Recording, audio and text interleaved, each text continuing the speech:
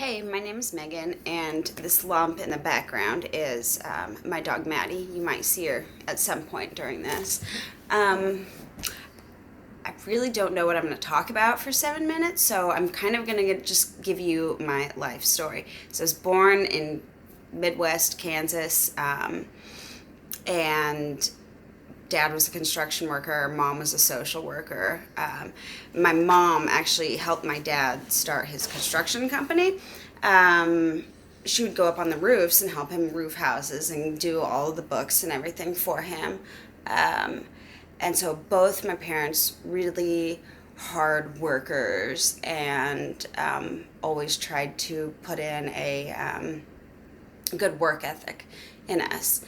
And started doing gymnastics when I was probably about 4, I would imagine, and I really liked that. My mom put me in gymnastics to get me to quit bouncing around the house. And what in turn that made me do was jump around the house even more. But I loved it, and I stuck with that for a really long time. Let's see, I was competing in gymnastics until I was about 13, 14, and I had been spending so much time in the gym that I wanted to really kind of go out and be a kid, be a teenager and have fun. So I quit gymnastics and I did a year of volleyball and cheerleading. So I still had some sports that I was doing. And around the time I was 14, 15, my body started hurting really bad.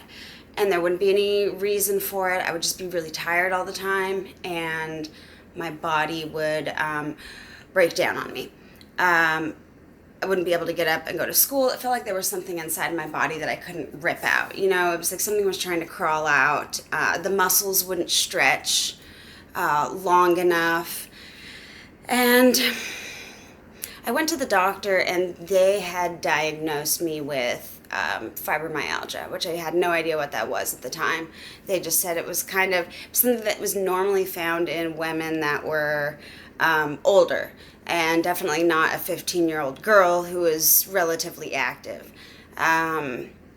So that was kind of my starting point, and my mom I was her only child, so she really tried to take care of me, and it was a lot of enabling and making me feel like there was some victimization. You know, she would like to try to do all these tests to figure out what was wrong with me, get me all this stuff, and all she was trying to do was help, and she didn't want to see her daughter cry anymore because of the pain that she was in. So the doctors, they just started writing me prescriptions for fibromyalgia, which I've come to find out now absolutely does not work.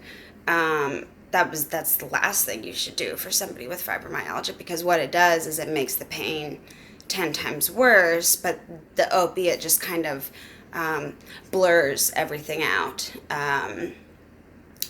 And it was probably around that age where I started jerking in my sleep. I would be laying down relaxing at night, and I would jerk a lot.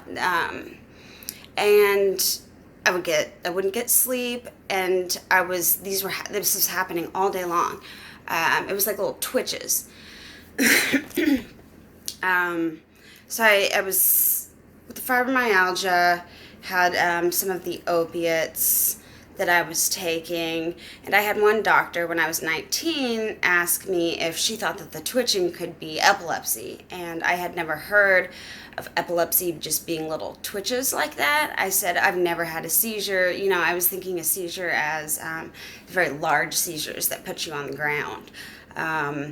And she didn't really expand on that, so I just kind of dismissed it a little bit.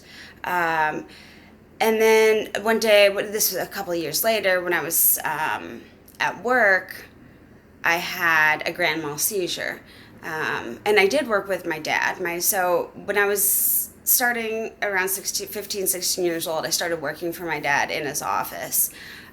So I was his office administrator. Like as I was older, it was more management sort of things of different companies that he owned. But I had a seizure at work, and they went and they tested me for epilepsy after the seizure, and they found out that I was actually epileptic, but the seizures that I was having were like myoclonic tics.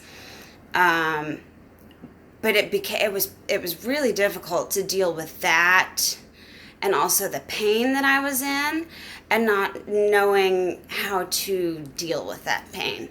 Um, no one, they had always suggested for fibromyalgia that movement is good, but when you're in that amount of pain, it's really hard to get up and get starting to move.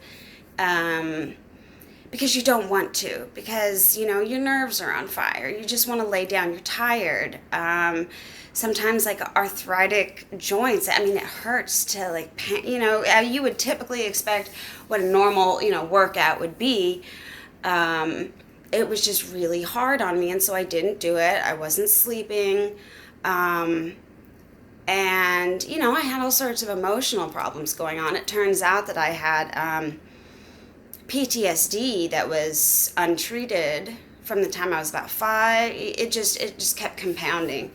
And I have a feeling that is what was in large part due to my me not getting better sooner, is that we didn't know what the cause was, and I don't think I was in the mental space to get in myself and start moving. So that did not happen for me until I had sobered up at 31 and started to go and see a gal privately for Pilates and movement and some energy work. And she really got me into it. I loved it. It was a movement that I could handle, that I could tolerate, and it felt really, really good. And I also noticed that I'm super energetically inclined. Like I can feel the energy in my body, and we were able to do some really cool stuff with that.